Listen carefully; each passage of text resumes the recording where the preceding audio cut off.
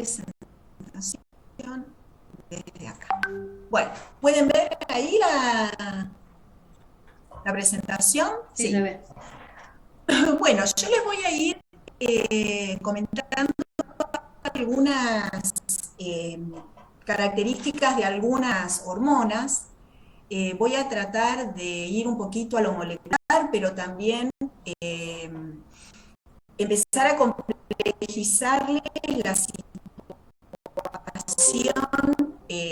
cotidiana, fisiológica, ¿no? En donde no es que hay una sola hormona dando vuelta en un determinado momento, sino que tenemos una sumatoria de señales, que por lo tanto el efecto que uno va a ver es un poco la resultante de esa suma.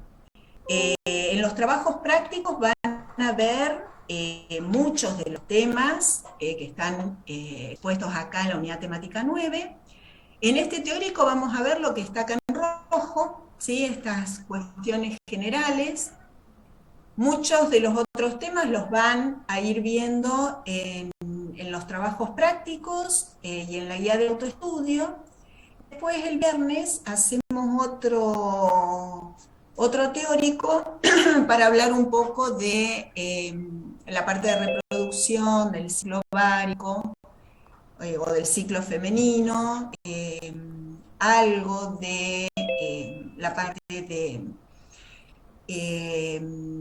del estudio del semen para el caso del masculino, que no lo vemos en otros temas, y un poquito de embarazo, algunos cambios fisiológicos y demás, que también ustedes lo tienen para abordar en la guía de autoestudio. Pero como para empezar a ir integrando, porque bueno, ya empezamos la clase, la unidad temática pasada con el tema del sistema inmune, que es también bastante integrador, son procesos complejos donde intervienen un montón de señales.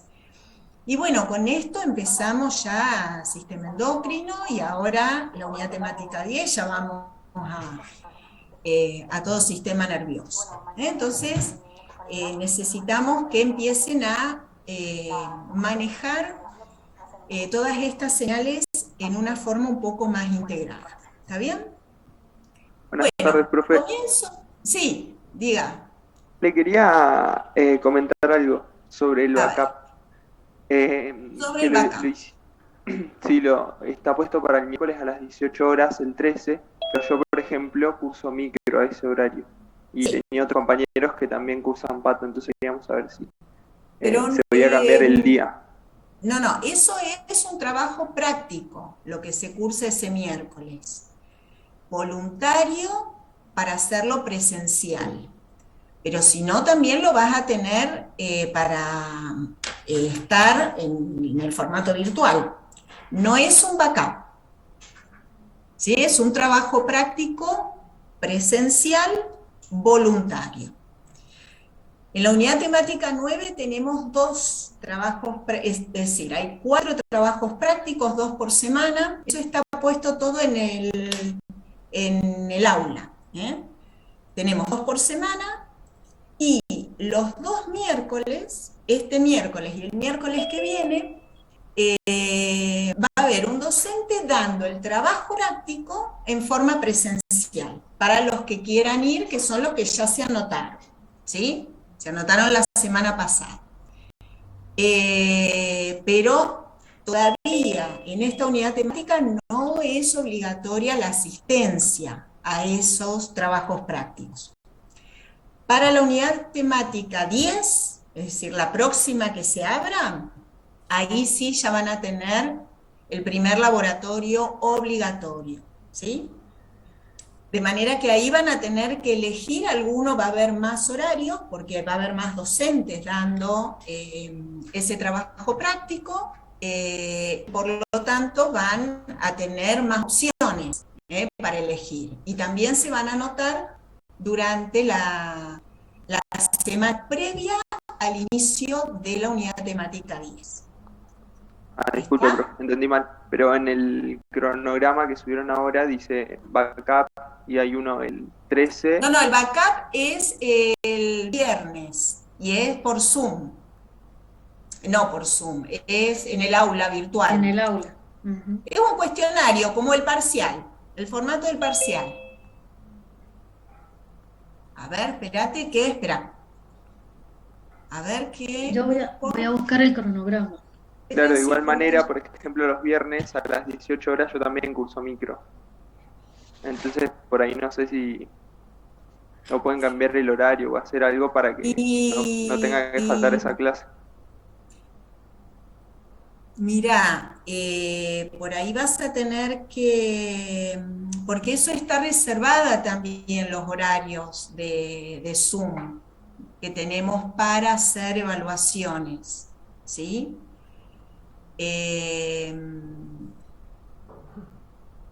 A ver a qué hora. Igualmente está puesto en una franja horaria. Espérame, a ver, que lo tengo acá. El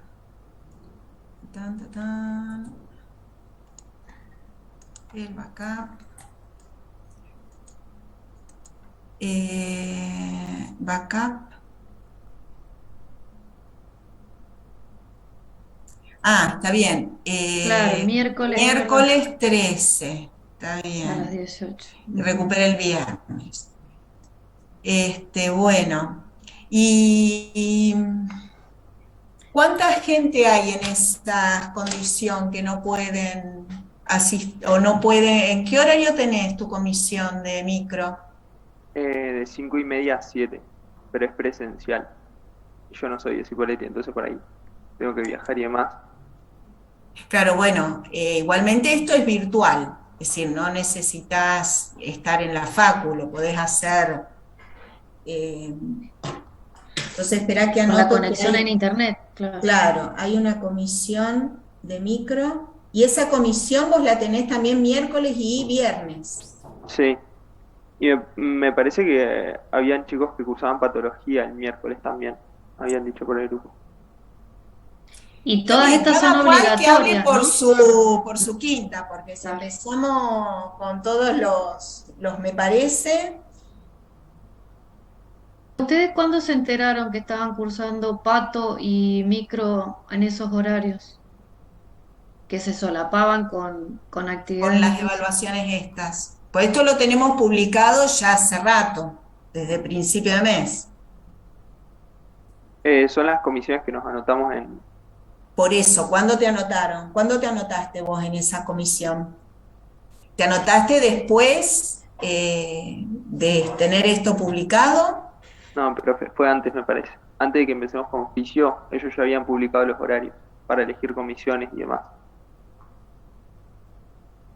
Ajá. Claro, bueno, porque... sí, igualmente son 20 minutos, no es más tiempo que eso. De última se abrirá a las 17 horas, lo vemos. Y bueno, si algún otro tiene de 17:30 a 19, si algún otro tiene algún inconveniente, que después lo haga saber, pero nosotros no vamos a poder estar corriendo. Este es el horario que tenemos reservado nosotros en el sistema para tomar las evaluaciones. Lo mismo que el día del parcial. Fíjate, el día del parcial son 2 jueves. Eso no lo podemos correr. Ahí van a tener que pedir ustedes autorización. También es una evaluación esto. Así que vos de alguna forma podés justificar que a lo mejor llegás un ratito más tarde, ¿sí? O te tenés que retirar antes. Pero bueno, lo van a tener que solucionar ustedes, no es que nosotros tenemos que también correr los horarios, ¿sí? Yo igual se los planteaba porque Kremer la otra vez dijo que nada, que no iban a hacer como superponer materias de tercero, porque bueno, se supone que... No, por eso, la prioridad es decir, lo que corresponde es que no haya superposición, pero justamente como nosotros no nos hemos organizado en comisiones por este tema de que iba a ser muy difícil que podamos compatibilizar todos los que venimos cursando oficio con las comisiones del tercer año, no nos organizamos en comisiones, pero bueno, son 3 días en todo el cuatrimestre que hay evaluaciones obligatorias, son 3 días. Entonces, bueno, eso vemos si tenemos posibilidad de cambiarlo y si no, Ceci podrá hacerles una justificación para que presenten en la materia, es decir, en que va a ser media hora o lo que sea que se superpone con una evaluación ya programada. Igualmente te digo, no es necesario que la podés hacer desde la misma facultad. Entonces, bueno, de última preguntar también si vos podés retirarte del aula media hora para hacer esa evaluación y uno te hace una justificación. Vayamos viendo qué posibilidades hay y vemos nosotros cómo se puede correr ese horario. Okay, vamos a ver cómo lo compatibilizamos. Y si algún otro tiene algún inconveniente, díganlo con tiempo, no esperen un día antes para avisarnos. ¿Y no hay posibilidad de, por ejemplo, que se haga en el horario de los trabajos prácticos, que es el horario de la materia, de 8 a 10 o algo así? No, porque no es, esto es PEDCO, es decir, es un cuestionario en PEDCO donde se conectan los 250 alumnos en forma simultánea. Entonces tenemos que reservar, no es Zoom, ¿sí? Tenemos que reservar en PEDCO que ese día no haya otra actividad obligatoria que haga que se conecte más gente y que se pierda conectividad y se corte la señal y que tengamos que volver a abrir la evaluación porque se perdieron los datos, por ejemplo, como ha pasado el año pasado. Muy pisciano lo tuyo. Entonces, ¿verdad? bueno, la organización de las cátedras es que tienen que reservar en PEDCO, no solo la facultad nuestra, es toda la universidad. Tenemos que reservar en PEDCO los días que tenemos que tomar examen y decir para cuántas personas son.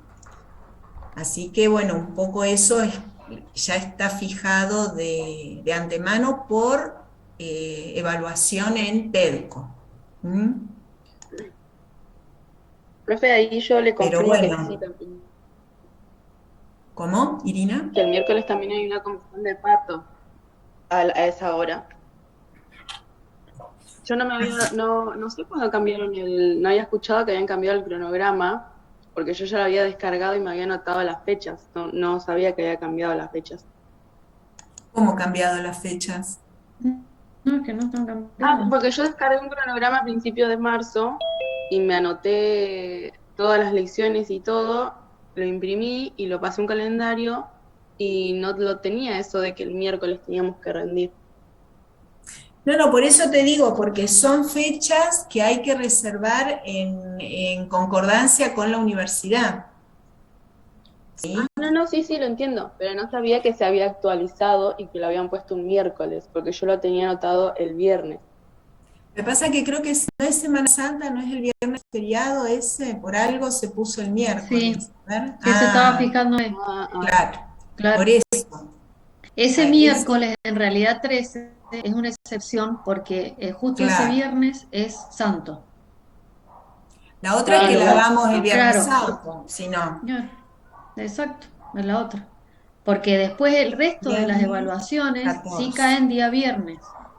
15. Esta es la única excepción. Claro. Entonces por ahí, bueno, ver en realidad. Entonces, Pato, la comisión de Pato es miércoles y viernes. ¿El miércoles? Sí, no, la de Pato solamente es el miércoles. El miércoles, ¿en qué horario? ¿18? De 17:30 a 19:30. Lo mismo. Sí. Bien. Bueno, Pato. Y los viernes micro de... Sí, Los miércoles viernes y micro de miércoles y 7:30 a viernes. 19. Ajá. Bueno, ahí tomo nota de todo eso. A ver qué hacemos con esa primera fecha entonces. ¿Mm? Pero bueno, la otra opción es hacerlo el viernes, aunque sea El feriado. Viernes Santo, claro. ¿Mm? Ujú. Sí, profe, porque tal vez salir 20 minutos de la clase para hacer el backup sea más complicado porque por lo menos en Pato vemos todo lo que es microscopía, no solamente teoría. Tal Vemos cual. imágenes y esas cosas. Bueno, bien. Bueno, ¿no tendrían inconveniente entonces por ahí de hacerlo el viernes feriado? Pregunto, como para ir teniendo un termostato, al menos los que están acá. Es decir, siempre, bueno, tratamos de respetar los sábados, domingos y bueno, y feriados, para Claro. que no tengan ninguna actividad extra, pero bueno, evidentemente hay una superposición acá de temas. En el chat hasta ahora ninguno tiene problema. Bueno, Vemos, o sea, se lo claro. avisamos a Ceci Kremer y en breve confirmamos cómo hacemos este día. ¿Les parece? Sí, profe, gracias. Bueno, bien. Gracias a ustedes por ir avisando. Están atentos, Ujú. ¿eh? Bueno, bien, Profe, yo tengo una bien, duda con respecto a las clases optativas, las presenciales. Usted dijo el sí. miércoles, pero en el PEDCO dice jueves Jueves, 31. los Ah, dos jueves, sí, eso. sí, Y sí, Los dos es, sí. jueves. Son los dos son jueves como, ahora. La primera en la unidad temática 8 fue miércoles y en esta son jueves. Y son a partir como de la 10 hay respectivas martes, miércoles y jueves. y sería un TP se ve el jueves 31 y el otro TP se ve el 7 del 4, Exacto. de acuerdo Exacto. en cuál hayamos quedado. Ah, bien, bien, bien. En realidad el jueves 31 se ve el TP 27 Sí, bien, bárbaro. y el 7 del 4 se ve el TP El 29. 29, bien, Ujú. gracias. No, no. Bueno, Y mañana, no, el martes se ve el 27 virtual y el jueves el 28. bueno. Es una pregunta que hay en el chat, por eso te contesto. Yo me Ah, mandé, bueno. sí, eh, porque acá preguntan si mañana ven el 28. No, mañana ven el 27 y el jueves el 28. Estamos ordenados esta vuelta. Ujú. Bueno, Bueno, Celi, yo te ayudo me hago cargo de los que vayan entrando más tarde, bueno, así. dale. Dale. ¿Están viendo? Ahí dejé de compartir. Bien, vuelvo a compartir entonces. Pues yo me fui al cronograma, me fui a varios lugares y no sé dónde habíamos quedado. Bueno, vamos acá.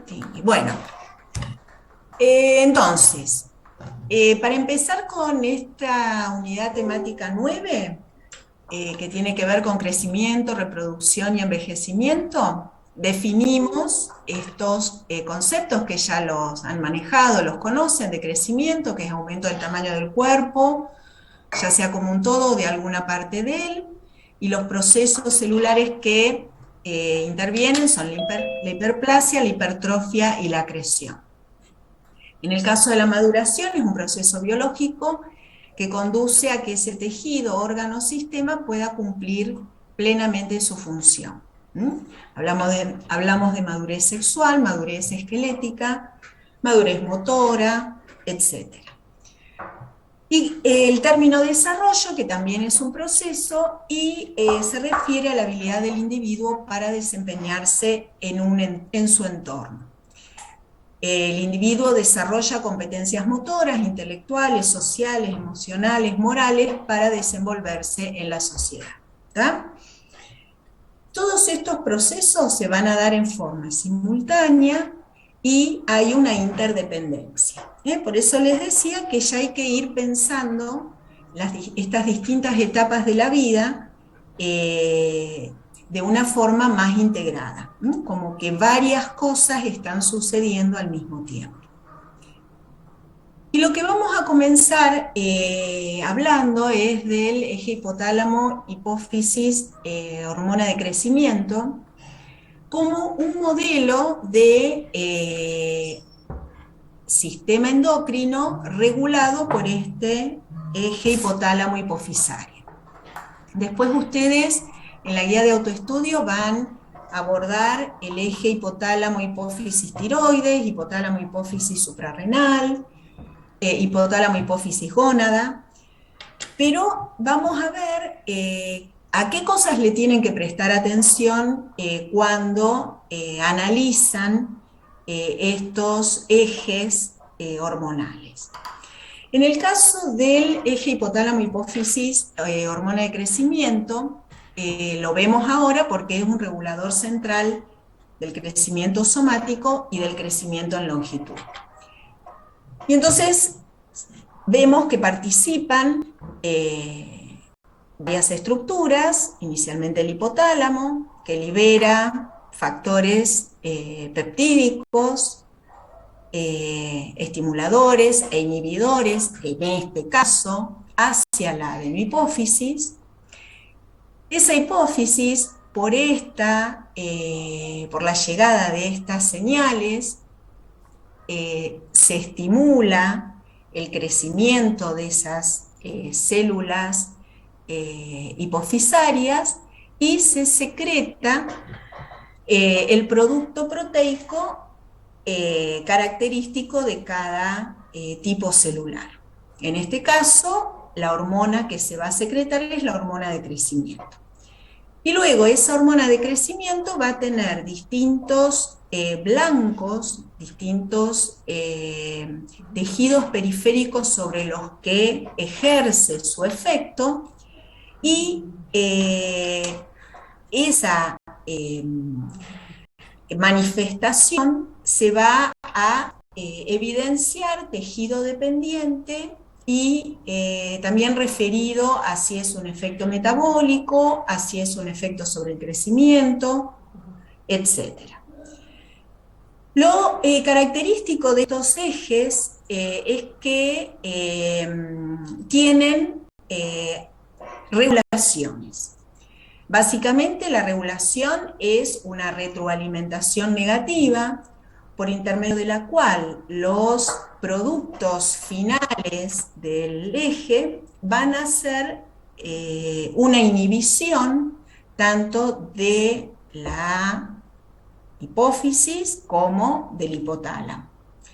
A su vez, el factor hipofisario también genera una inhibición sobre el hipotálamo y los factores hipotalámicos también ejercen una inhibición ultracorta sobre la misma secreción.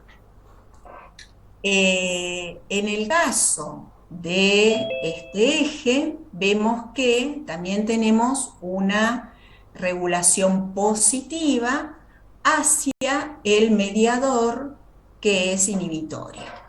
Así que tiene un poco de todo este eje, ¿sí? Vamos a ver que algunos son más simples, como el eje tiroideo, y otro eje que es bastante complejo es el eje hipotálamo hipófisis ovario, que ese es el que vamos a ver la clase que viene para también terminar de explicar cómo funcionan estos ejes.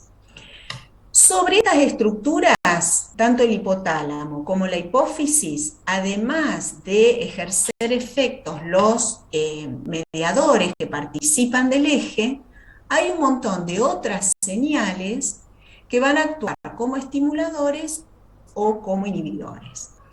Y esas señales obviamente van a depender del eje que estemos, del eje del que estemos hablando. Entonces, en el caso de la hormona de crecimiento, los principales reguladores hipotalámicos son el factor estimulador de la hormona de crecimiento y el factor inhibidor que se denomina somatostatina.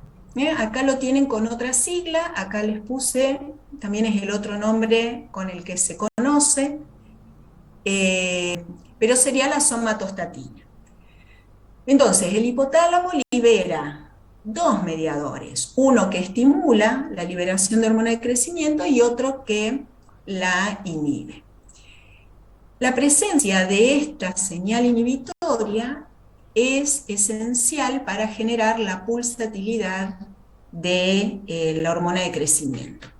Vamos a ver que esa pulsatilidad, ahora lo vemos un poquito en detalle más adelante, esa pulsatilidad es característica de todas estas hormonas hipofisarias, y la pérdida de pulsatilidad, es decir, el hecho de que la secreción sea continua, es un factor que va a limitar el funcionamiento del eje. Es decir, puede ocurrir que en realidad no es que no haya secreción de GH, sino que se está liberando en forma no pulsátil, y eso determina que los receptores periféricos tengan una regulación en menos y por lo tanto no hay efecto visible. Bueno, sobre este hipotálamo que va a liberar estas dos señales, fíjense, tenemos una lista de factores que estimulan la liberación del factor estimulatorio y factores que estimulan la liberación del factor inhibitorio. Entonces, ¿cómo es que se van a acordar de esto? Y bueno, hay que practicarlo, hay que ir imaginando situaciones, hay que ir un poco estableciendo ciertas situaciones cotidianas que nos permitan elegir cuál de todas estas señales es la que está presente y predecir si ese eje va a estar estimulado o inhibido. ¿Está? Entonces, acá tienen la lista. Fíjense que en el caso, por ejemplo, de aminoácidos, en general los aminoácidos siempre producen estimulación. En el caso de la glucosa, la hipoglucemia produce estimulación, pero la hiperglicemia produce inhibición, ¿sí? El aumento de ácidos grasos produce inhibición, mientras que el ayuno produce estimulación. ¿Está? Entonces, bueno, eso lo vamos a ir tratando de ejercitar.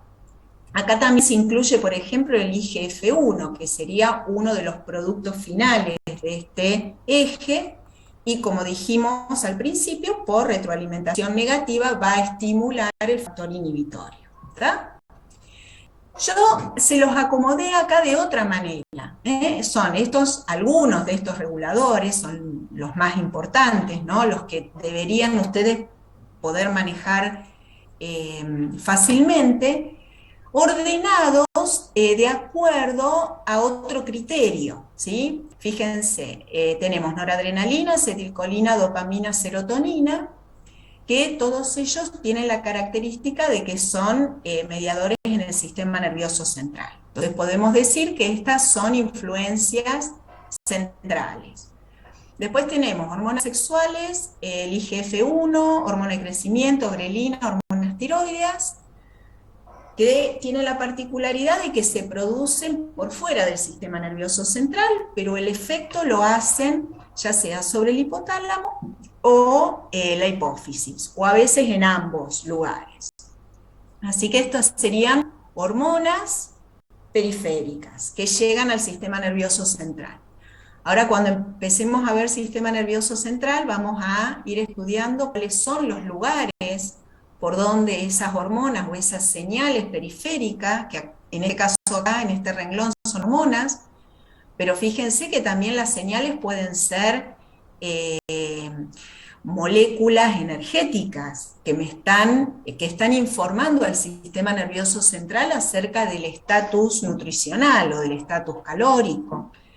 Entonces, si bien estas moléculas son periféricas, llegan al sistema nervioso central. Entonces ya vamos a ir estudiando por dónde es que llegan y vamos a ver que en algunos casos el blanco es principalmente el hipotálamo y en otros la hipófisis. Y después situaciones fisiológicas como ser el sueño profundo, el ayuno y el ejercicio, que son 3 situaciones que estimulan la liberación de hormona de crecimiento. Entonces, por ahí, ¿no? Un poco para acordarse, hacer una mnemotecnia, el hecho de que los chicos, ¿sí?, en edad de crecimiento, coman comidas proteicas, que les aporten aminoácidos, ¿sí?, duerman una cantidad de horas adecuadas y que puedan lograr llegar al sueño profundo y que hagan ejercicio, son factores que van a favorecer la liberación de esta hormona de crecimiento. ¿Sí? Bien. Bueno, no se preocupen porque son muchas señales, pero vamos a ver que las van a poder interpretar correctamente. En esta imagen, lo que les quiero mostrar es justamente esa interrelación entre distintas neuronas a nivel del hipotálamo, de distintos núcleos del hipotálamo, y cómo es que podemos decir que la noradrenalina, la dopamina, la serotonina tienen efectos sobre esa liberación de factor estimulatorio o del factor inhibitorio. Si se ubican acá, esta sería la neurona que va a liberar, acá en el centro de la imagen, espero que se me va, acá, en el centro de la imagen está la neurona que va a liberar el GHRH, el factor liberador de hormona de crecimiento a la circulación portal, y fíjense que cómo este soma, el soma de esta neurona, está recibiendo inervación o señales de un montón de otras estructuras cercanas, ¿sí? Entre ellas tenemos las neuronas que liberan la somatostatina, que tienen 2 ubicaciones, están en el núcleo paraventricular y en un área periventricular. Hay un montón de neuronas que producen somatostatina en el sistema nervioso central y particularmente cerca del hipotálamo, y entonces estas neuronas están en íntima relación con esta GHRH. De manera que estas neuronas que liberan somatostatina pueden liberar esa somatostatina hacia la neurona GHRH, produciendo una menor liberación del factor liberador, pero también liberan la somatostatina hacia la circulación portal. ¿Sí? De manera que tenemos una interacción de mediadores entre las neuronas, ¿sí?, pero también vamos a ver que a nivel de la circulación portal vamos a encontrar los 2 mediadores presentes en circulación, y ambos van a llegar a el somatotropo en la hipófisis. ¿Está? Y fíjense cómo después también las influencias periféricas, la grelina producida por el estómago, la misma hormona de crecimiento, los ácidos grasos provenientes de la lipólisis, la leptina, son todas señales que van a llegar al sistema nervioso central, principalmente por la eminencia media, que está en esta zona, ¿sí?, bien pegadita acá a la base del hipotálamo, de este núcleo arcuato, donde se encuentra este grupo de la GHRH, y van a poder interaccionar con toda esta red de neuronas que están modulando la señal hipotalámica. Entonces, cuando ustedes hablen de un grupo neuronal en el hipotálamo que libera el factor liberador hacia la hipófisis, lo tienen que ubicar. Lo tienen que ubicar en alguno de los núcleos hipotalámicos. Ese tema de núcleos hipotalámicos no me meto tanto porque lo vamos a ver en los trabajos prácticos. Pero empiecen también ya a saber en qué núcleos residen cada una de estas funciones. Entonces, este núcleo GHRH en el núcleo arcuato y libera ese mediador estimulatorio a la circulación portal. Recibe inputs de las neuronas somatostatina, las cuales se encuentran en el núcleo paraventricular y área periventricular, y liberan el péptido también a la circulación portal.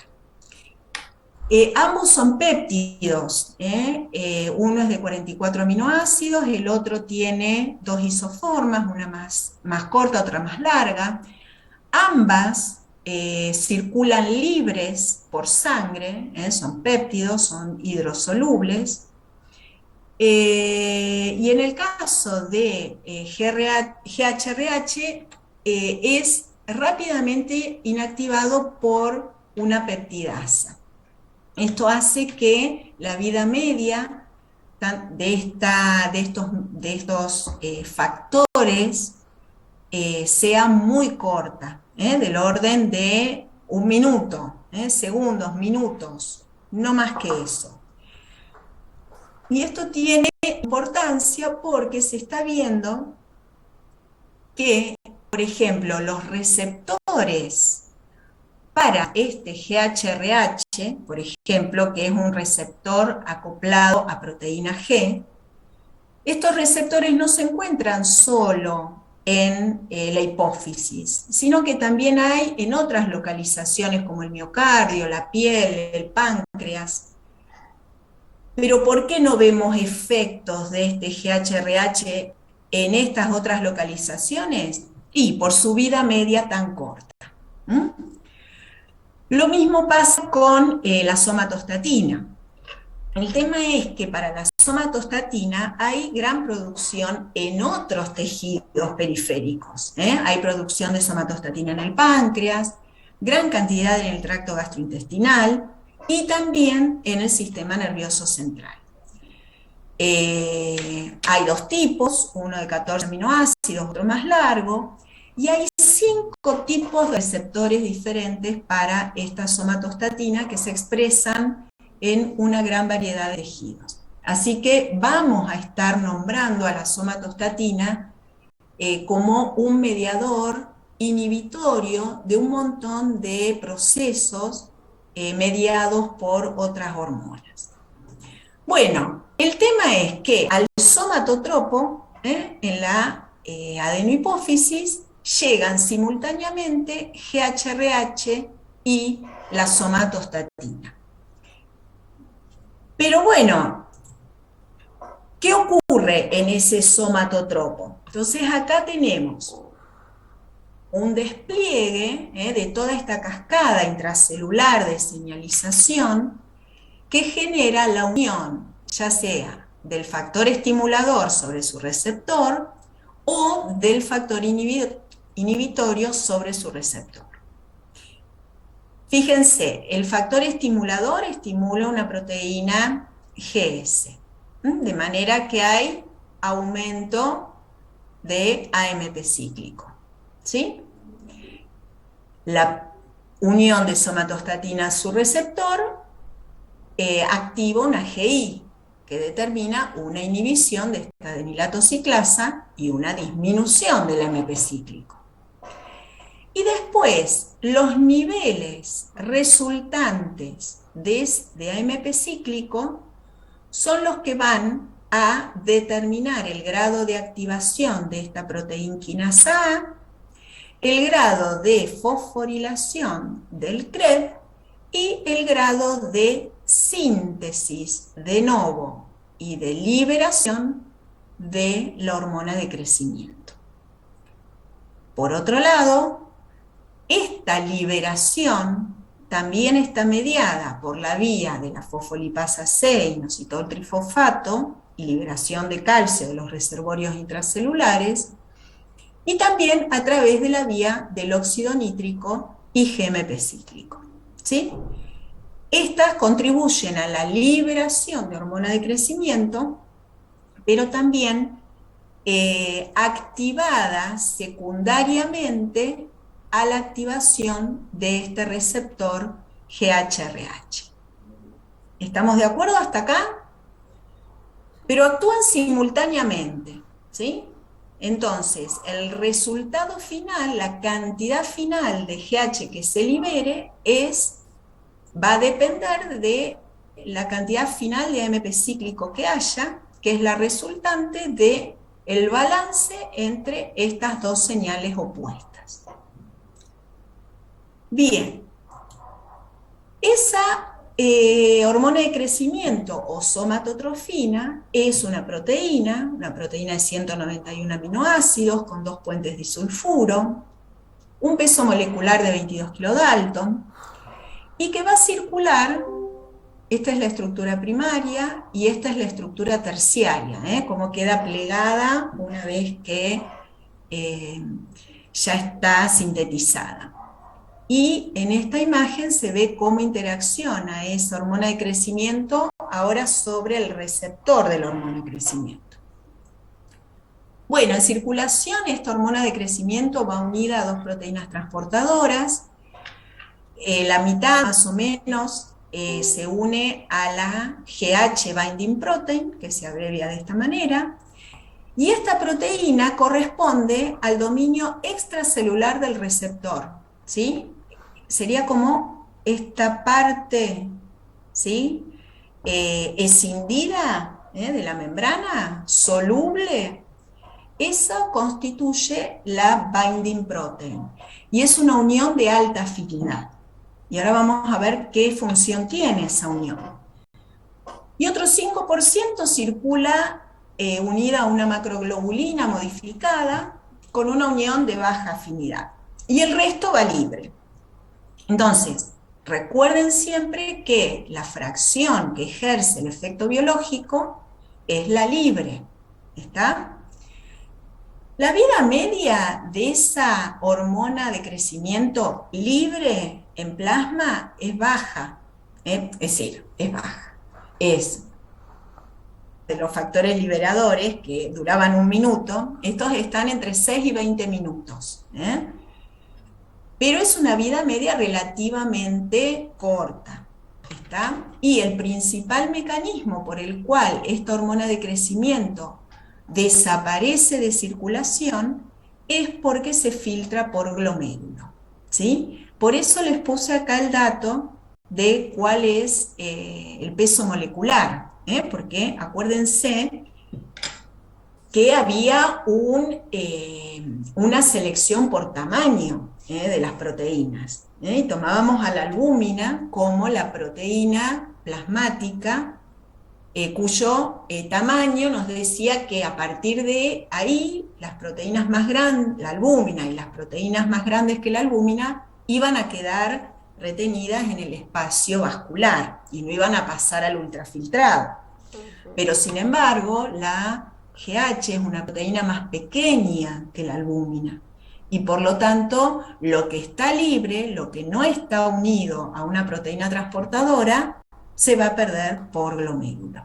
De manera que la función de esta unión de alta afinidad a esta binding protein es justamente aumentarle el tamaño y evitar que se pierda por glomérulo y extender un poco esa vida media. Sin embargo, la porción que va a cumplir la función biológica es la libre.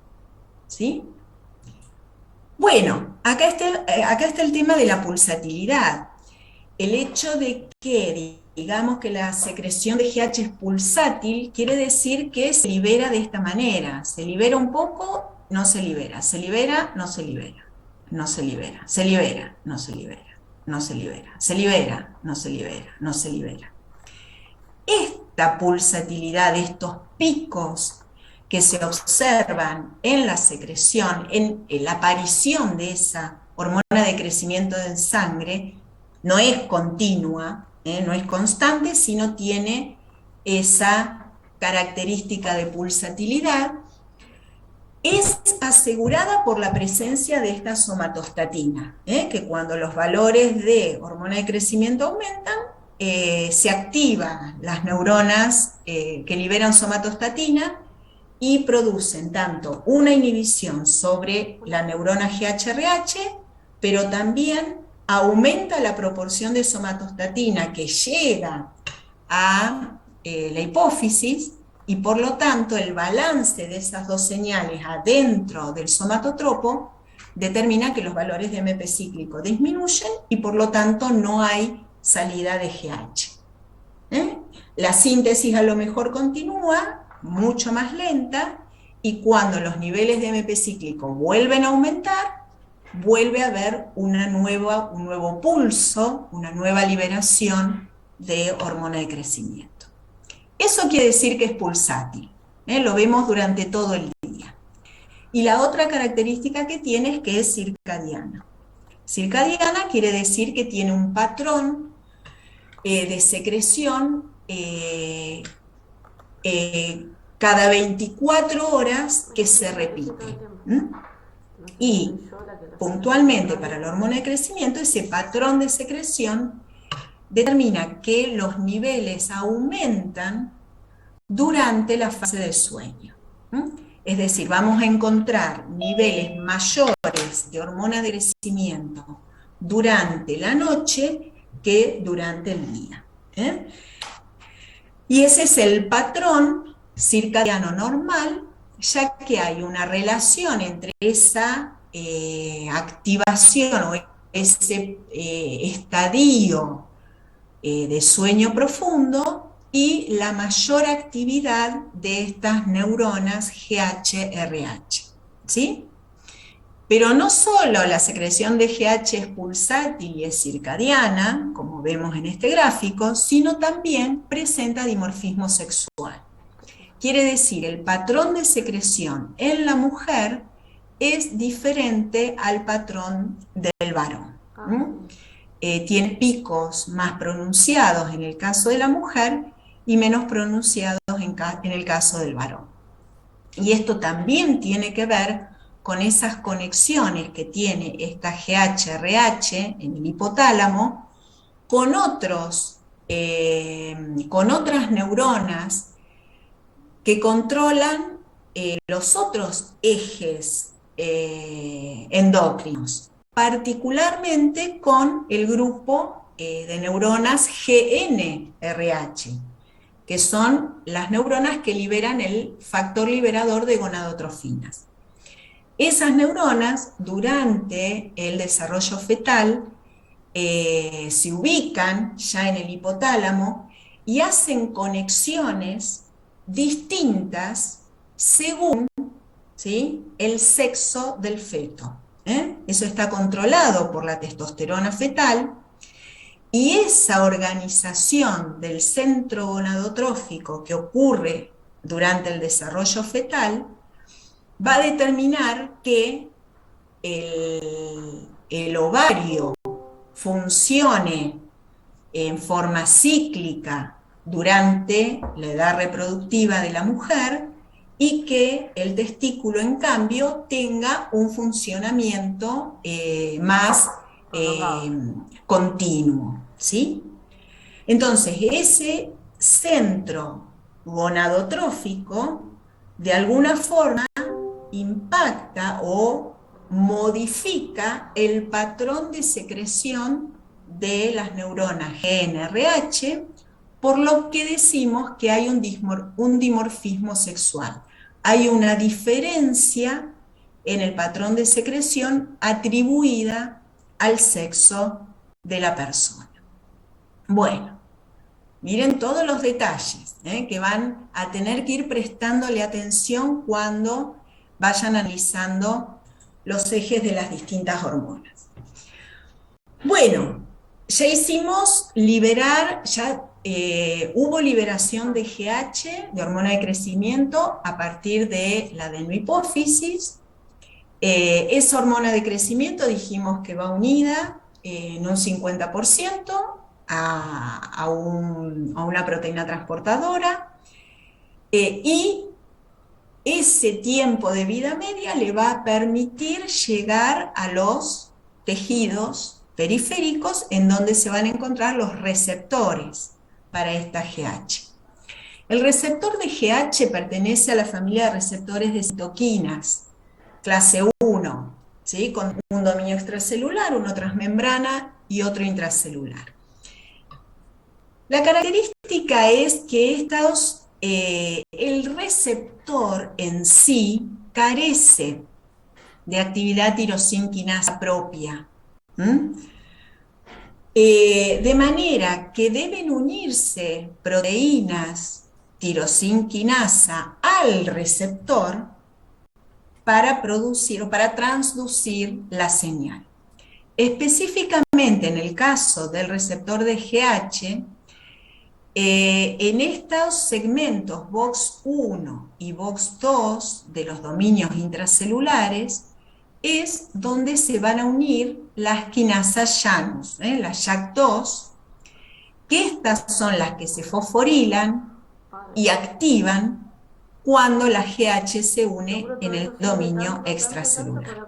Entonces, cuando la GH, como ven acá, se une al dominio extracelular, se produce, ¿sí?, un cambio conformacional que permite que la JAK2 se una, ¿sí?, al receptor del lado intracelular, se fosforile y se active, generando la fosforilación de residuos tirosina en distintos sustratos intracelulares. ¿Está? Bueno, esto es un poquito lo que les expliqué recién, cambio conformacional, que hace activar a la JAK y a otros sustratos intracelulares. Esa vía de activación mediante fosforilación tiene una limitante o tiene una regulación negativa a través de otros mediadores, de otros componentes que van a limitar ese efecto activador, que son los denominados SOX y otros que pueden ser fosforilasas, que van a ir sacando, van a ir cortando esos restos fosfato y por lo tanto dejando sin actividad a estas proteínas, a estas quinasas que se fueron activando por fosforilación.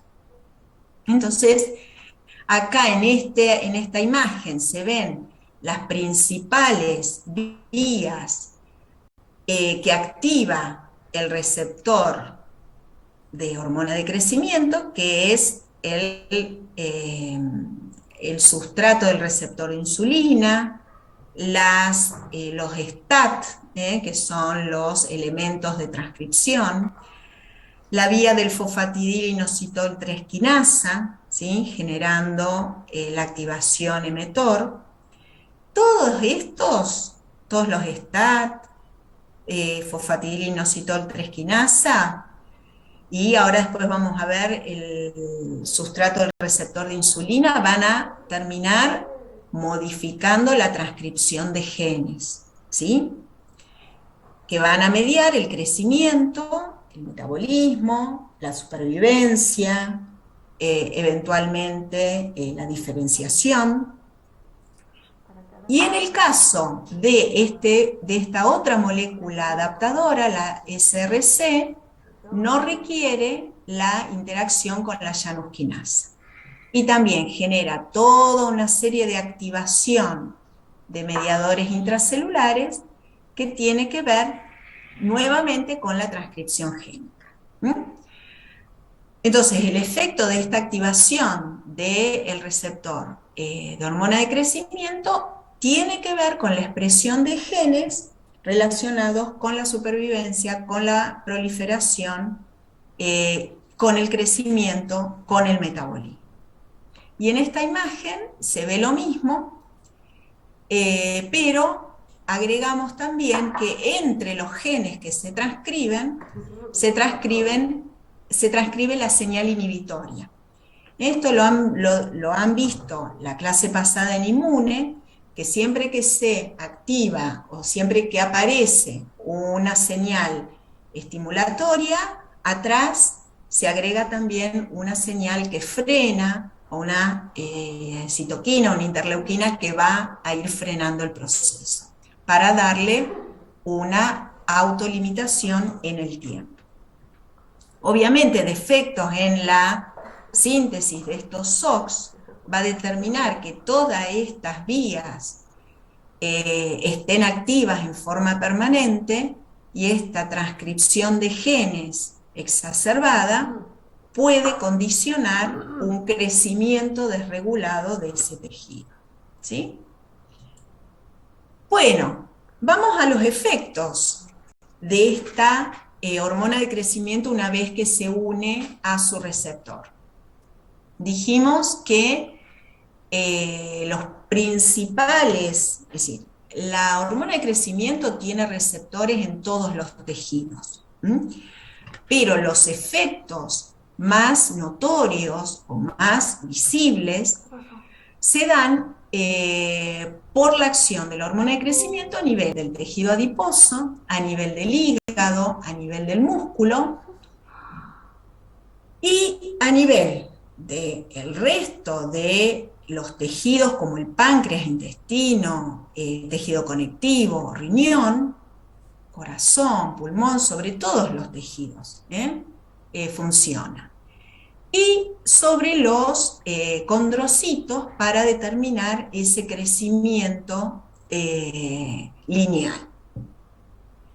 Pero fíjense una cosa, que uno de los efectos que tiene la hormona de crecimiento sobre el hígado es producir este factor insulino-símil, que es otro efector de este eje hipotálamo-hipófisis hormona de crecimiento.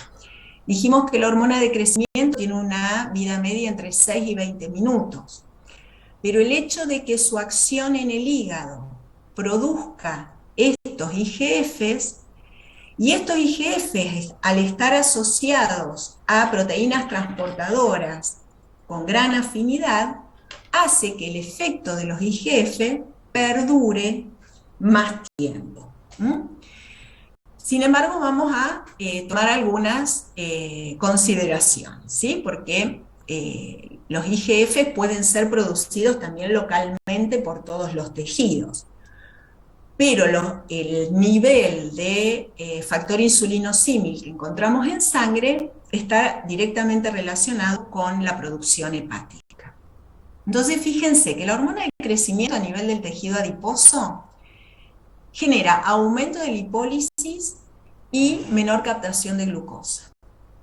Esto lleva a que disminuya, ¿sí?, la cantidad de tejido adiposo, que disminuya la reserva energética. A nivel del hígado, aumenta la síntesis de RNA, aumenta la síntesis proteica, aumenta la síntesis del IGF, aumenta la síntesis del IGF binding protein, y fíjense qué es lo que aumenta también. Aumenta la gluconeogénesis, ¿sí? Es decir, que hay producción de glucosa por parte del hígado. Y esa glucosa que produce el hígado a partir de mediadores del ciclo de Krebs, por ejemplo, pasa a circulación, generando una mayor disponibilidad de glucosa para el resto de los tejidos. Esto en algunos libros ustedes lo pueden encontrar como que es un efecto hiperglucemiante, como que la hormona de crecimiento genera un aumento de los niveles de glucemia en sangre. Y es más, cuando veamos la regulación de la glucemia, vamos a nombrar a la hormona de crecimiento como un mediador hiperglucemiante. ¿Está? Y fíjense que este efecto sobre el metabolismo intermedio de la glucosa se ve favorecido también por el hecho de que tanto el músculo como el tejido adiposo disminuyen su captación. Entonces, hay una mayor disponibilidad de glucosa circulante, y lo que también pueden encontrar en los libros es como que hay un cuadro de resistencia a la insulina. ¿Por qué? Porque al aumentar la producción y la liberación de glucosa, se va a necesitar más cantidad de insulina para que esa glucosa pueda ingresar a los tejidos. Pero esperen un poco, porque ya estoy metiendo a la insulina. Y tenemos un factor insulinosímil, que por algo se llama factor insulinosímil. Entonces vamos a ir de a poco diferenciando solamente a nivel del metabolismo de la glucosa. La hormona de crecimiento se comporta diferente a la insulina o al IGF. En todo lo demás tienen los mismos efectos, ya sea la hormona de crecimiento o el IGF también actuando sobre sus propios receptores. En el caso del músculo, entonces disminuye la captación de glucosa, pero aumenta la captación de aminoácidos y obviamente aumenta la síntesis proteica. Entonces tenemos un aumento de la masa magra, ¿sí? Y una disminución de la masa grasa. ¿Sí? El típico adolescente que se estira, delgado, ¿sí? Con aumento de el músculo, de la masa magra. Estos son efectos metabólicos, básicamente. Y a nivel del resto de los tejidos, obviamente, hay aumento del tamaño, ¿sí? que se va acoplando o es consecuencia en realidad de este aumento de GH y del aumento de los IGF locales principalmente, y estos IGF aumentan la síntesis proteica, la síntesis de DNA, de RNA, aumentando haciendo hiperplasia, haciendo hipertrofia, con aumento del tamaño del órgano, y a través de la síntesis proteica y la síntesis de RNA se empiezan a funcionar enzimas, transportadores, mediadores importantes para la función de cada uno de estos órganos. De manera que se va adquiriendo no solo el crecimiento, sino la maduración de estos tejidos.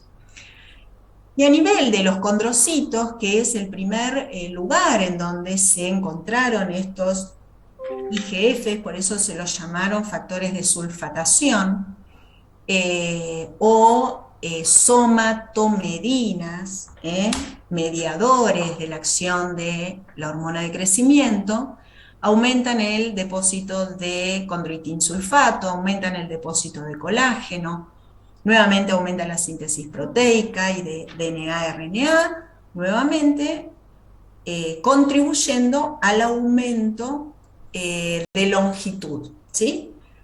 del individuo.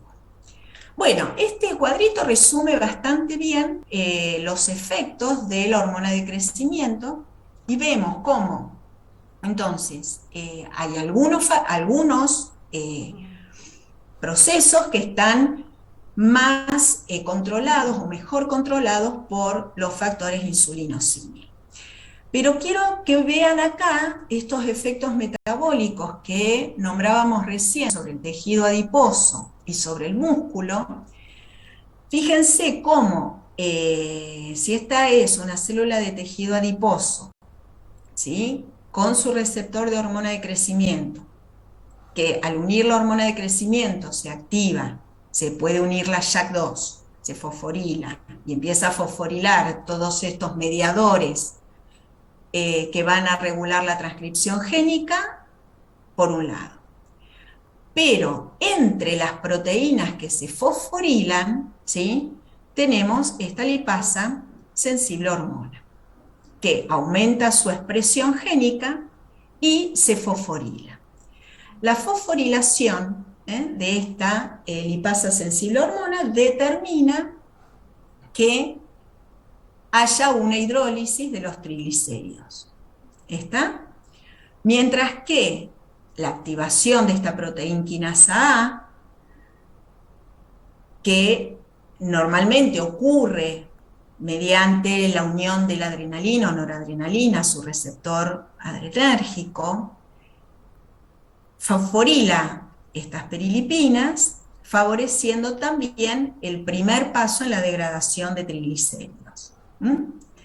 Estas fosforilaciones, mediadas por la hormona de crecimiento y eventualmente por la presencia de noradrenalina, van a determinar la lipólisis.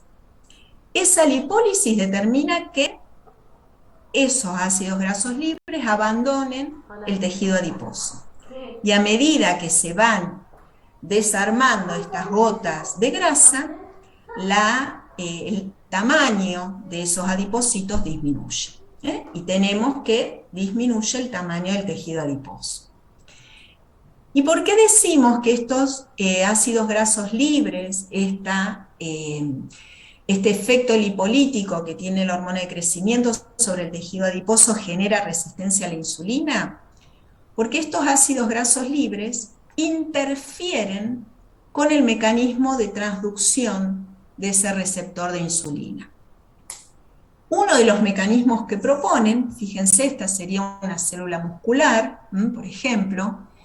Acá tenemos el adipocito que está sufriendo lipólisis por acción de la hormona de crecimiento.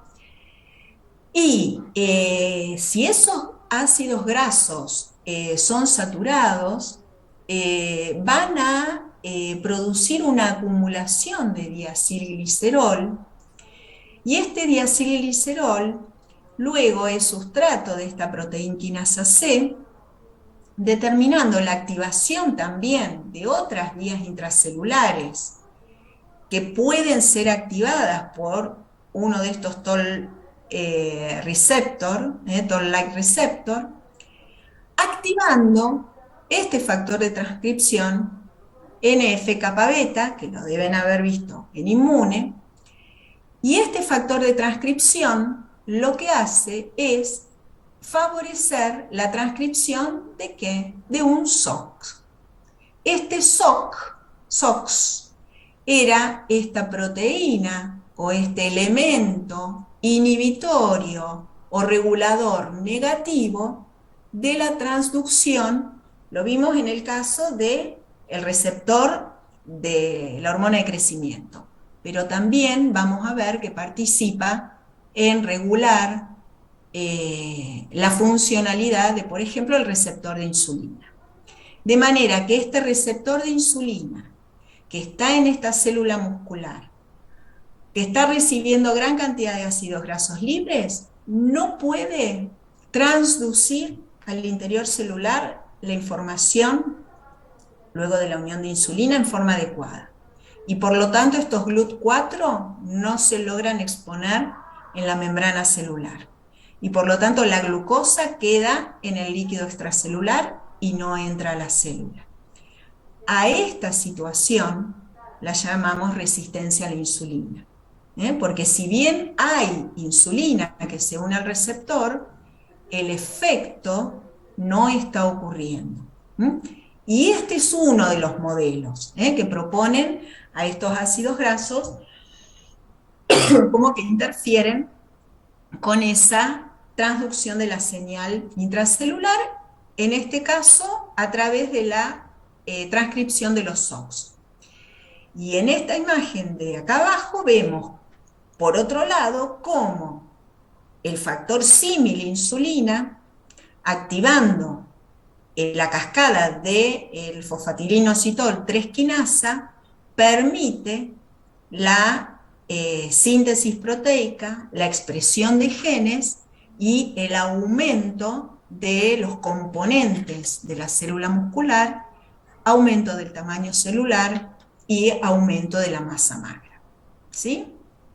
Bien, como para que vean cómo conectamos un efecto, que decimos lipólisis, disminuye el tejido adiposo, con un mecanismo, un modelo celular que me lo puede explicar. Bueno, pasamos a los, ya queda menos, vamos, pasamos a los factores de crecimiento semejantes a la insulina, también denominados factores de sulfatación, somatomedinas. Entonces, el principal productor es el hígado, el cual no solo produce el IGF, sino también las binding proteins. Hay 6 tipos de binding proteins para los IGF, siendo la principal la 3. Esto hace que la vida media de estos IGF sea mucho más prolongada. Y obviamente estos receptores, estos IGF tienen sus receptores. Estos receptores sí son tirosinquinasa, ellos sí tienen actividad tirosinquinasa intrínseca, a diferencia de la hormona de crecimiento. Y fíjense que se llaman factor insulinosímil porque son parecidas las moléculas a la insulina, ¿sí? Y es más, los receptores son parecidos y puede haber una interacción del IGF-1 con el receptor de insulina o de la insulina con el receptor del IGF-1, ¿sí? El tema es que la mayor afinidad del receptor de insulina, que a su vez tiene receptor tipo A, tipo B, la afinidad siempre es mayor para la insulina que para algún IGF. Y la insulina media acciones metabólicas, ¿sí? Como estos que mencionábamos recién, que tienen que ver con la exposición de los GLUT4, con la modificación de vías metabólicas, para dirigir el metabolismo hacia la síntesis de glucógeno, la síntesis proteica, ¿sí? La síntesis de triglicéridos. Mientras que los IGF, el IGF-1 a través de su receptor, va a mediar crecimiento, diferenciación, proliferación, activando estas mismas cascadas que vimos para la hormona de crecimiento, ¿sí?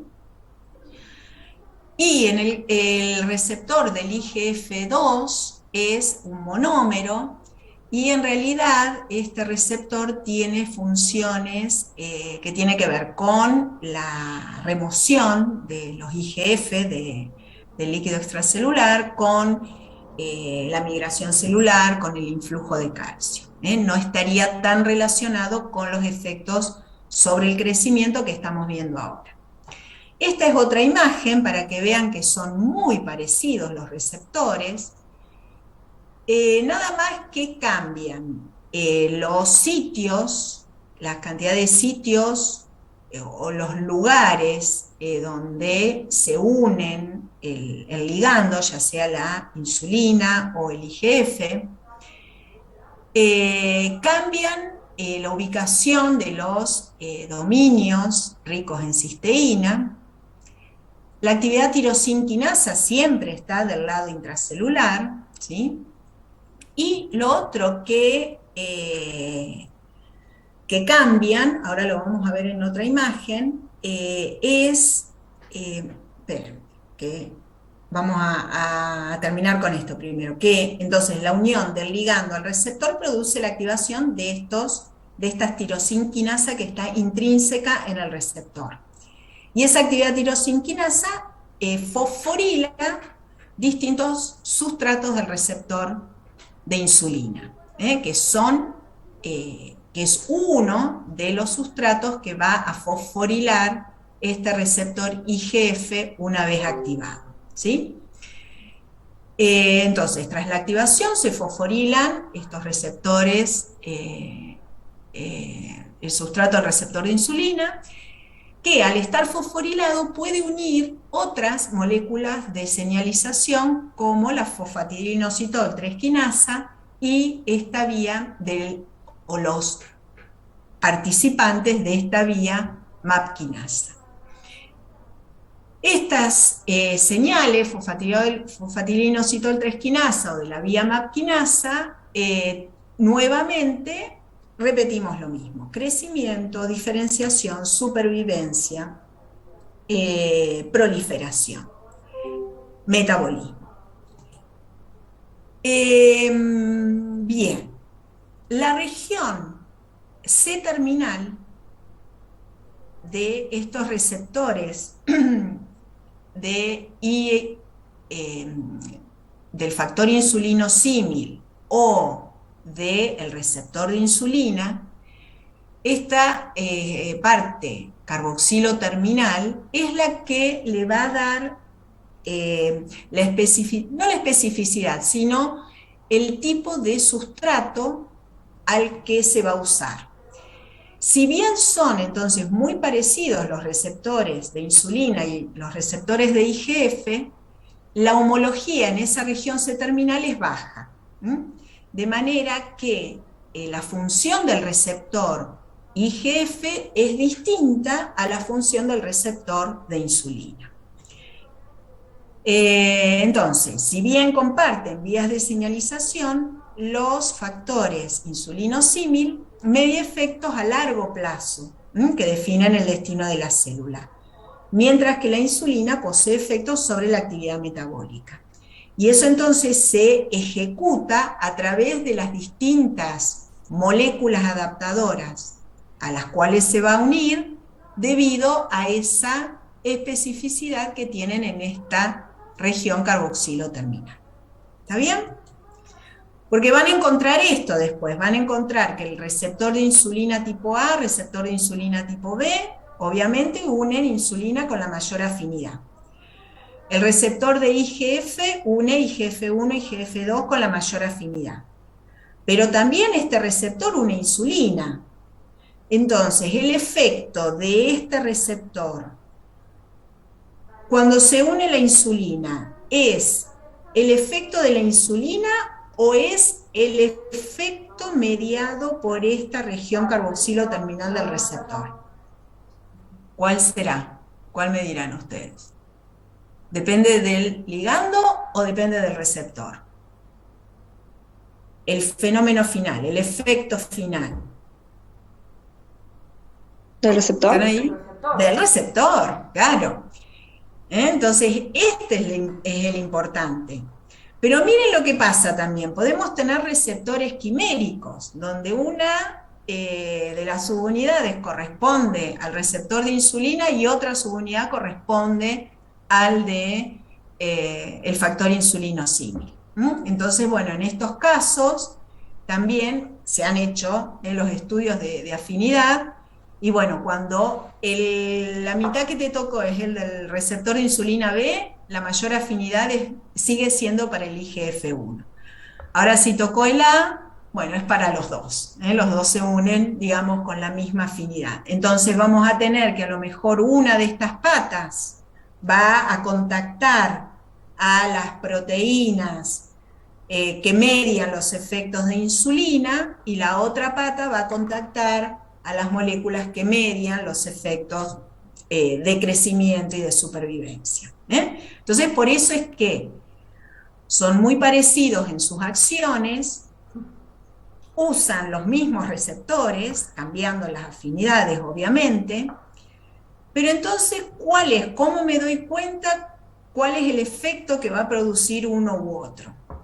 Bueno, y acá está el tema, fíjense, cuando le ponen estas rayitas acá en los libros es que pareciera, o dice en realidad, que la insulina puede unirse a este, pero también se puede unir a este, y que va a haber efecto, ¿sí? Aunque el efecto a lo mejor sea menos evidente. Y lo mismo con el IGF-1, se une principalmente acá, o con mayor afinidad acá, pero también podría unirse a este receptor y generar efectos metabólicos. El tema pasa por cuánto hay de este y cuánto hay de este en un determinado tejido, en un determinado momento de la vida. Entonces, por ejemplo, los IGF, los factores insulinos símil, se expresan en alta cantidad durante el periodo prenatal y luego disminuyen. Entonces, vamos a ver que estos receptores principalmente son los que van a mediar los efectos de diferenciación, crecimiento, multiplicación, supervivencia en el periodo prenatal. Mientras que después del nacimiento ya la cantidad de estos receptores disminuye mucho. No quiere decir que no haya, pero disminuye muchísimo porque ya el individuo, digamos, ya está constituido. Ahora le queda un poco de crecimiento, pero ya está bastante diferenciado. Entonces los receptores que predominan van a ser los de insulina, y los efectos que van a predominar a partir de la vida extrauterina van a tener que ver con la regulación del metabolismo. Entonces, no se preocupen tanto por esa interacción cruzada entre el IGF y la insulina, porque tienen que tener en cuenta también cuánta cantidad de los distintos tipos de receptores hay en un dado tejido, en un dado momento. Y ese es el ejercicio que tenemos que tratar de hacer, vamos a ejercitar un poquito ahora. El otro tema es que los IGF están, digamos, en niveles relativamente constantes, por esto de que tienen una vida media un poquito más larga gracias a sus binding proteins, y la insulina en realidad aparece luego de una ingesta, es decir, no la tenemos todo el tiempo con niveles altos. Entonces esos dos factores también me ayudan a predecir cuáles van a ser los efectos que voy a esperar ver, según si estoy en un momento post-ingesta o si estoy ayunando. Si estoy ayunando, ya la insulina no la tengo. Entonces, los efectos van a estar mediados principalmente por IGF-1. ¿Sí? Bueno, acá les quería mostrar que una de estas efectos de la unión de la insulina a su receptor es la captación de glucosa. Y acá también lo ven en esta imagen un poquito más extendida, y que los IGF también median la captación de glucosa por esto mismo, porque puede unirse este IGF-1 al receptor de insulina y por lo tanto aumentar la captación de glucosa. ¿Sí? Bien. Bueno, entonces, esto para que lo vayan pensando. Si hago una ingesta rica en proteínas, en esta situación va a aumentar la insulina, va a aumentar la hormona de crecimiento, porque los aminoácidos son un estimulante allá en el hipotálamo para la liberación del factor liberador, y también van a aumentar por síntesis hepática las somatomedinas. El efecto final es aumento de la síntesis proteica, aumento del crecimiento, y no tanto ganancia calórica o ganancia energética, porque la hormona de crecimiento, recuerden que es lipolítica. Ahora bien, si la ingesta es de carbohidratos, el aumento de glucosa en sangre aumenta la insulina, pero el aumento de glucosa en sangre inhibe la liberación de hormona de crecimiento, ¿sí? De manera que tengo menos somatomedina también, tengo mucha insulina. En este caso, la síntesis proteica no se ve, no cambia, es decir, no hay nueva síntesis proteica, pero sí hay ganancia calórica o reserva energética a través del aumento de acumulación de grasa. Si estoy ayunando, ¿sí? Ayuno, no ingresaron nutrientes, la insulina disminuye. no tengo insulina dando vuelta. Sin embargo, la hormona de crecimiento aumenta y la somatomedina puede, acá pone que disminuye, pero puede aumentar o disminuir. Es decir, aumentaría porque hay aumento de hormona de crecimiento, pero estoy ayunando, ¿sí? La síntesis proteica disminuye porque no tengo sustrato, ¿sí? No tengo aminoácido porque estoy en ayunas. Para sustrato nuevo, ¿no? Para generar una síntesis proteica nueva. Y tampoco tengo calorías para que la insulina medie la acumulación de grasa. De manera que no hay síntesis proteica y por otro lado hay movilización de ácidos grasos a través de la lipólisis, mediada en parte o asegurada en parte por esta hormona de crecimiento, y también después vamos a ver por otras hormonas como la adrenalina o el cortisol, ¿sí? Así que bueno, empecemos a ver las situaciones así en forma un poco más compleja. Bueno, esta tablita después la miran, es para comparar la insulina con los IGFs, ¿sí? Y entonces, ya con esto hacemos este ejercicio de etapas del crecimiento para terminar de cerrar esta secreción de hormona de crecimiento. Fíjense, les había puesto primero esta imagen porque es muy fácil de ver. ¿Qué ven acá en esta línea roja? ¿Cómo describirían este gráfico? Así, no, nos dormimos y hacemos un poco, esperen que prendo la luz. Hacemos un poco de... ¿Qué ven ahí? Miren que en endocrino tenemos que interpretar curvas, Vamos. ¿Qué vamos viendo? Serían los cambios de la secreción de la hormona de crecimiento a lo largo de la vida. Perfecto. Muy bien. Los cambios en la secreción de hormona de crecimiento, que sería el eje, a lo largo de la vida, las distintas etapas de la vida. Bien. Este gráfico no me gustaba porque le faltaban los valores a este eje. Le tuve que pegar el eje de otro gráfico para que quede más o menos coherente, ¿sí? Porque si no, no tengo noción de qué número estoy manejando acá, ¿tá? Entonces, por eso les puse este otro gráfico en donde sí están los ejes, ven que son más o menos las mismas unidades.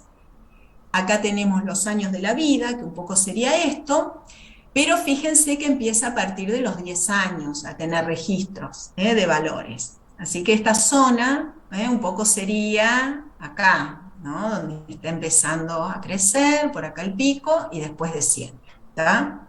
Pero en este gráfico de acá de la derecha me falta toda la información que está acá, y en este gráfico, ¿qué le falta? La información de qué periodo. ¿Dónde empieza este gráfico? ¿Cuál? Intrauterino. El intrauterino, toda la parte de crecimiento intrauterino acá no está. Entonces, yo puedo pensar dos cosas, o que no hay secreción de hormona de crecimiento durante el periodo intrauterino, que es válido, o que no está contemplado en este gráfico, ya que a lo mejor no hay mediciones hechas al respecto. ¿Está bien? Entonces, acá les pongo una tablita en donde hay valores de hormona de crecimiento y de IGF-1 y IGF-2 en distintos momentos de la gestación y en el primer año de vida postnatal. Así que fíjense que en el primer año de vida tenemos un valor de hormona de crecimiento de 5, así que bueno, estamos más o menos estamos de acuerdo con este puntito. Y fíjense qué pasa con la hormona de crecimiento en la vida durante el desarrollo intrauterino. ¿Hay o no hay? ¿Los ven? Sí, hay. Hay, ¿sí? Bueno, entonces ahora vamos a ver de discutir cuál es el rol de esta hormona de crecimiento, porque hay mucho después de la semana 12, cuando empezamos ese periodo fetal, y luego disminuye. Mientras que fíjense que los IGF aumentan. Entonces acá ya hay algo que no me gusta. Y fíjense cómo al nacimiento, en el primer mes, el primer año de vida, los valores de los IGF son mucho más altos que los de hormona de crecimiento. ¿Está? Así que eso ahora lo vamos a interpretar. Las tablas nos dan información. ¿Vieron cuando ustedes hicieron la tabla de este gasto energético y demás? Los numeritos dan linda información. Bueno, y esta es la tabla de velocidad de crecimiento, en función de la edad. ¿Encuentran alguna correlación entre este gráfico, que es la secreción de hormona de crecimiento, y la tabla de velocidad de crecimiento?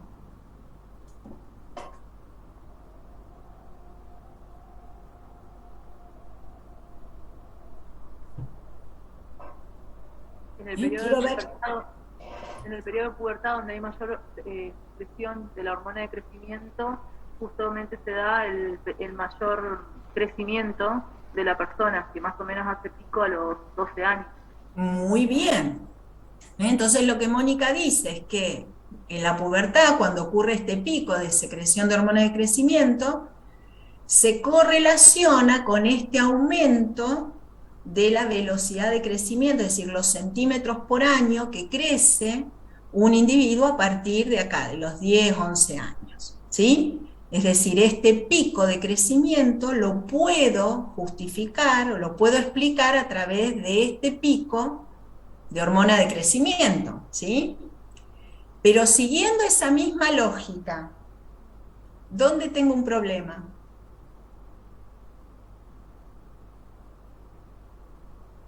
¿En qué otro momento ven una alta velocidad de crecimiento?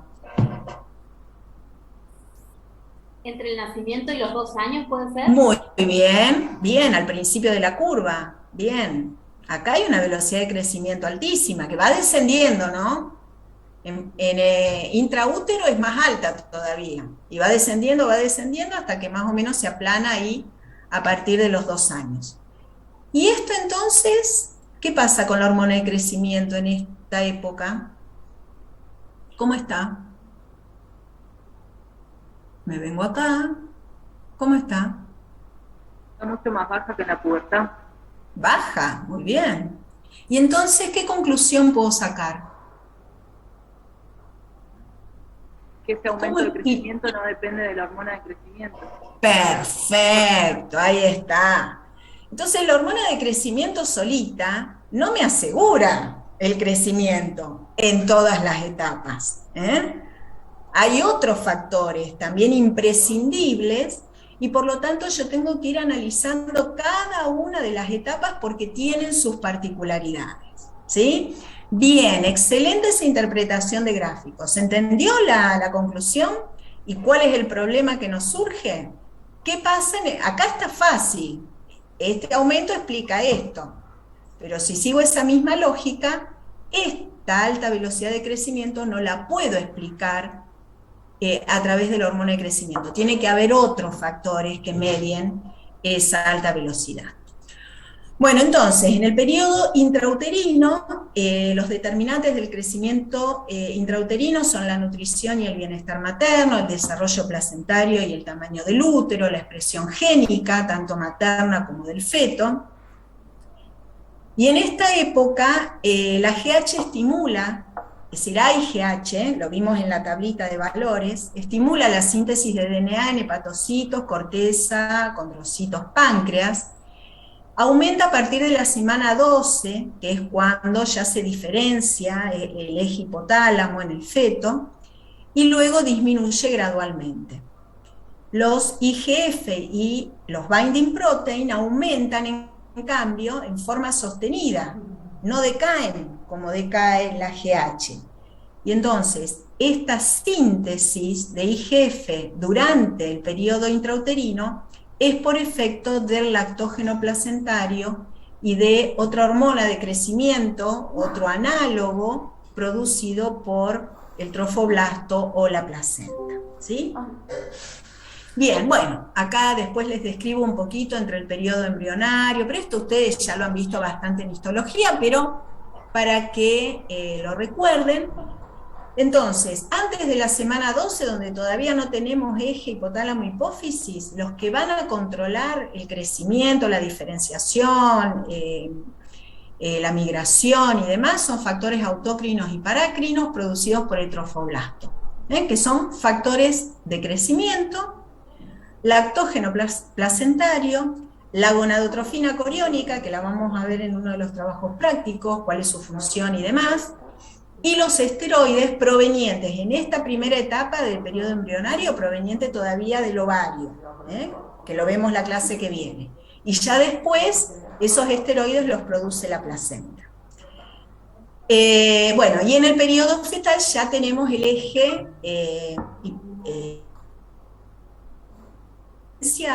así que empieza a aparecer hormona de crecimiento, IGF-1 y 2, hormona tiroidea, cortisol, ya hay insulina, así que tenemos todo el repertorio de hormonas anabólicas que me van a asegurar, entre otras, el crecimiento y diferenciación fetal.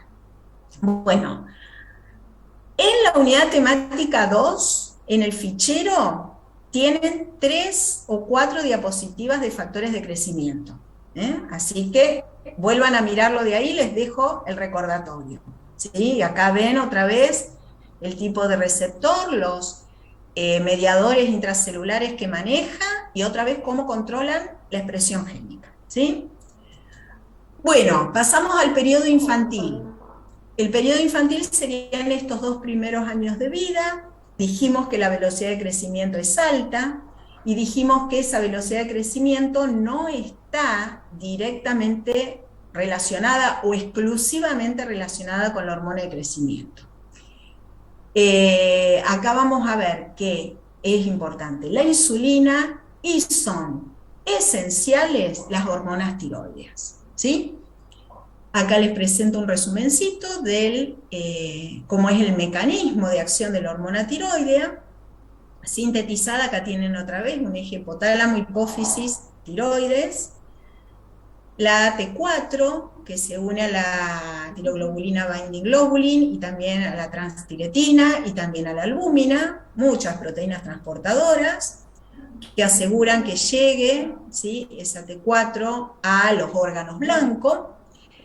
Y esa T4 luego pasa a T3 por deiodasas, y la T3, o la T3 reversa, según la deiodasa, de esas dos, la T3 es la que ejerce el efecto biológico, y se va a unir al receptor de hormona tiroidea, que migra al núcleo y regula la transcripción génica, asociándose con el receptor de ácido retinoico, ¿sí?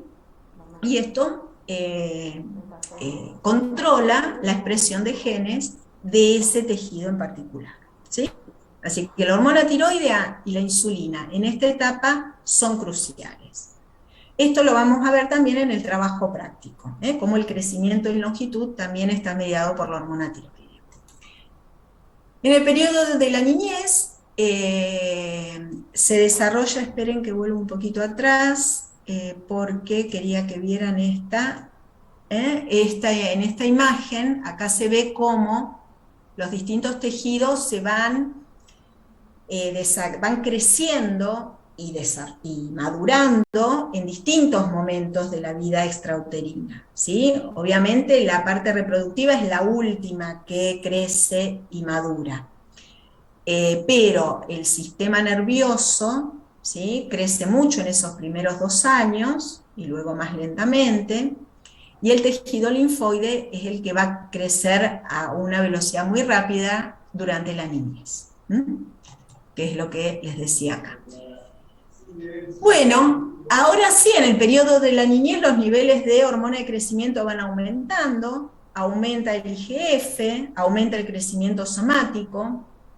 Los niveles normales de cortisol tienen un efecto permisivo sobre la acción del resto de las hormonas, y acá tienen el mecanismo de los glucocorticoides, o el cortisol, sobre un tejido blanco, que también ese cortisol, que viene unido a proteínas transportadoras, difunde libremente a través de la membrana, se une a su receptor citoplasmático y migra al núcleo, donde va a ejercer regulación de la transcripción génica. Fíjense otra vez los STAT y algunos que deja de expresar, ¿sí? Reprime o estimula. Y acá ven la placa epifisaria, la placa de crecimiento del cartílago de crecimiento, las distintas zonas.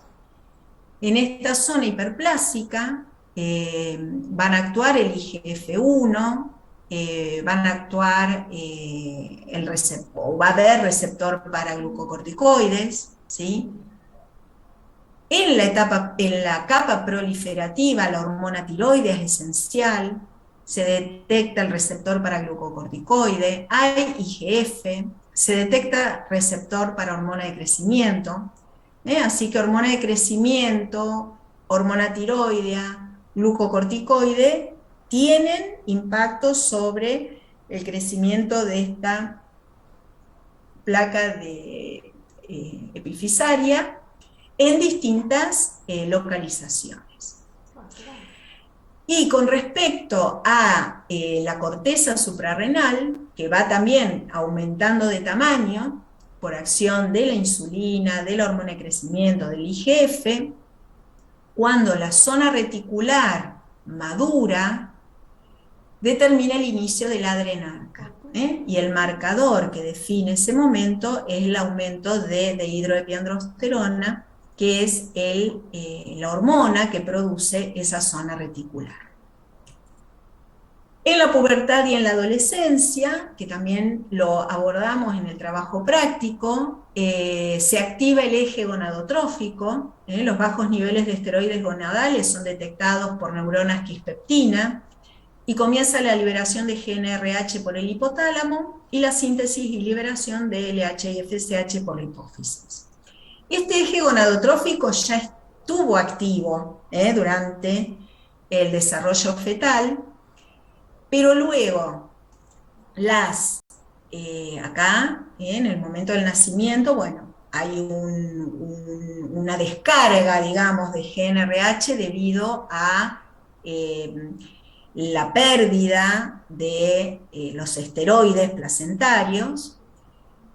Luego, estas neuronas GnRH, por acción o por influencias de estas neuronas quispeptinas y otras que les llevan glutamato y GABA, dejan de secretar GnRH durante toda la niñez, hasta que en el periodo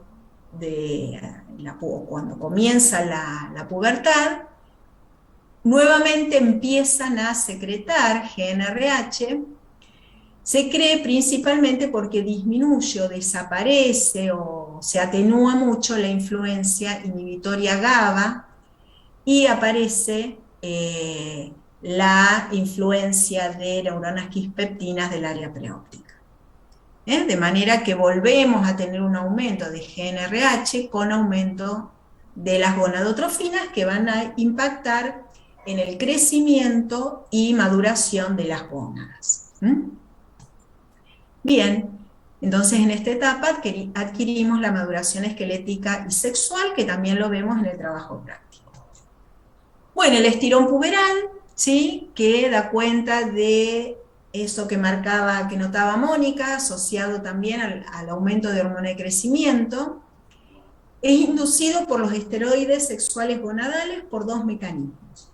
Es decir, cuando se activó el eje gonadotrófico y las gónadas empezaron a producir esteroides, estrógenos, progesterona, testosterona, esos esteroides gonadales aumentan la liberación de GH y la cantidad de IGF-1. Y además actúan directamente sobre el hueso y sobre el cartílago, favoreciendo la secreción de IGF-1 local. Bien. Bueno, el periodo de la adultez, individuo con capacidad reproductiva, esto lo vamos a abordar el viernes que viene. Los niveles de hormona de crecimiento van descendiendo. Sin embargo, es decir, van descendiendo, porque ya está completa la fase de crecimiento y diferenciación, ¿no? Sin embargo, esta GH va a mantener sus efectos metabólicos. Y durante el envejecimiento, bueno, tenemos procesos de estrés oxidativo, de glicación de proteínas y DNA, de daño mitocondrial que van a empezar a afectar la expresión génica, ¿sí? Y a generar una acumulación de radicales libres. Normalmente tenemos mecanismos que remueven estos radicales libres, pero a medida que envejecemos, esos mecanismos antioxidantes van disminuyendo, empieza a fallar la reparación del DNA, disminuye el turnover proteico, es decir, la resíntesis y la degradación de proteínas, hay autofagia por degradación lisosomal, y hay una limitación en la división celular ya comprobada a nivel de los telómeros y en forma importante por el efecto de la respuesta inmune sobre estos mediadores celulares. Bueno, cambios característicos del envejecimiento, se los nombro acá como para que después los puedan ir relacionando y terminamos. ¿Está? Entonces hicimos un repaso rapidísimo por la vida de un individuo. ¿Sí? La idea es entonces el viernes nos enfocamos ya en la edad adulta, en ese mecanismo reproductivo, cómo es que están funcionando estos ejes en el varón, en la mujer, cómo llegamos a la concepción, el embarazo y los cambios que ocurren a nivel cardiovascular, respiratorio, circulatorio, en la mujer embarazada. ¿Está? Bueno, demasiado hemos aguantado. ¿Alguna pregunta? Sí. Perdón. Dale. Cuando mostró este cuadrito que daba las diferentes acciones que generaban la GH, la IGF, perdón, Sí. dijo que tenía los mismos efectos en todos los tejidos, menos, digamos, en músculo, adiposo e hígado, ¿era? ¿O entendí mal? No, los efectos son los mismos en todos los tejidos. Lo único que es discordante es el efecto sobre la glucosa, sobre la glucemia, que los IGF median la entrada de glucosa por exposición de los GLUT4, como haría la insulina, pero la GH, la hormona de crecimiento, genera un cuadro de resistencia a la insulina. Es decir, tanto a nivel adiposo, del tejido adiposo, favoreciendo la lipólisis y no dejando funcionar al receptor de insulina.